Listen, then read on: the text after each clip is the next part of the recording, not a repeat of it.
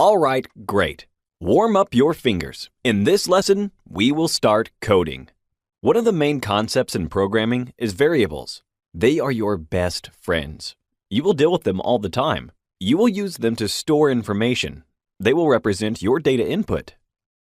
Let's say you want to have a variable x that is equal to the value of 5, and then ask the computer to tell you the value of that variable. So, we must tell the machine that x equals 5. And this is how you could do this in Python. Type x equals 5. To go through the process of programming, the line that says x equals 5 is called a command or a program. This is just a line of text. To make something out of it, we must execute it. Only then will the computer carry out operations with it. Press Shift and Enter, not just Enter, and a variable called x will be created and assigned with a value of 5. To be more precise, equality in Python and in programming means assign or bind to. Okay, we carry this operation, but we see nothing right now. How can we ask the computer to show us the output of what we just did? It would be sufficient to write x and then press Shift and Enter. And here's the result, 5. Great. As you can see, typing in a single line of code entails a few concepts of programming simultaneously. In the next few lectures, we'll make sure everything falls in place. Now, let's assign the value 8 to a variable we call y. All right, Shift plus Enter, and we can check y. However, I'll type capital Y.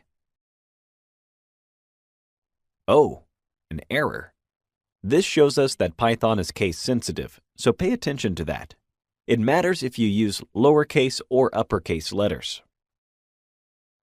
An alternative way to execute the instruction that will provide the value we assign to y would be to use the print command. At first sight, it seems redundant, as we showed we can just type y. Nevertheless, this command is applied often. You'll see it in most of the code produced by professionals. It complements the logical flow of your instructions. For instance, if we say print y, the machine will simply execute this command and provide the value of y as a statement, and this is all a programmer must see sometimes. Print exists in Python 3 as well. Its functionality is practically identical to the one just described for Python 2, with the sole difference that here you must place the name of the variable within parentheses. In this case, y. Then you can press Shift and Enter to execute the code in the cell and see that you'll obtain an identical output, the number 8.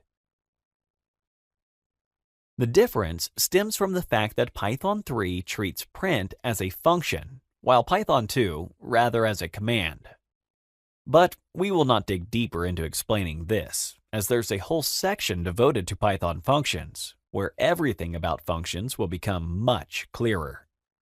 Therefore, from now on, if you are using Python 3 and you see print followed by a name of a variable, please just add parentheses around the variable name and you'll be good to go.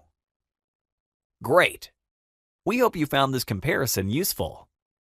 Now, let's continue by talking about Python variables. The last thing I'd like to share with you in this lecture is you can assign a certain number of values to the same number of variables. To create the variables x and y, we have to assign 2 values, say 1 and 2. We must separate each of the variables and each of the values with a comma. The parentheses here are not obligatory, but we use them to improve the readability of our code. Now, if I call x or y separately, the computer will correctly give me their respective values. It is very important that the number of variables on that line equals the number of values. Otherwise, you'll get an error message.